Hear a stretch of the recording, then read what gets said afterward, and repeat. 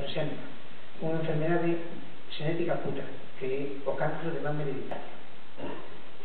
Cando unha persona ten alterado unha páxina do libro determinada, pode ter cancro de mama ou de ovario.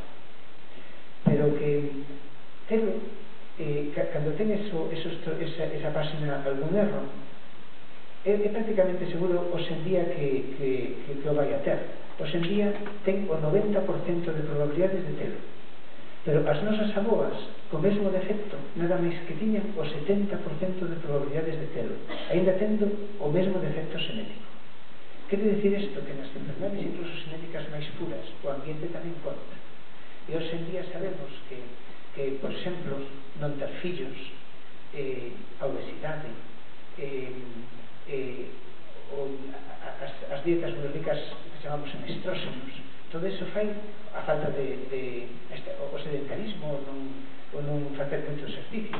Venga, que os de Noia andades moito, porque tendes por aí un circuito e a xente aquí anda moi ben.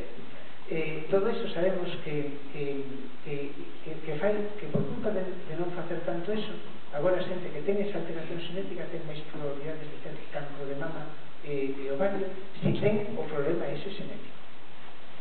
Quere dicir isto que o ambiente tamén conta, como igual ou ao revés, moitas veces a xenética conta tamén en enfermedades ambientales. Fai pouco descubrimos por que moita xente porque hai xente que ten infeccións meningocócicas e xente que non. Claro, a culpa da infección meningocócica é un microsoco, é un bicho, pero hai xente que igual non ten. Fai pouco descubrimos cales son os condicionamentos xenéticos que fai máis doado telo. Isto é importante moitas veces saberlo, para poder moitas veces estar máis atento a que pode pasar. Pasan así.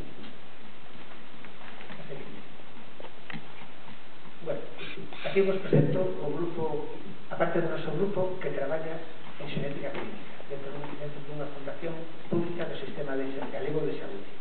Estamos en Santiago, pero traballamos para todos os hospitales e para todos os médicos dos centros. Eu estou moi orgulloso de todos eles, como de todo o grupo.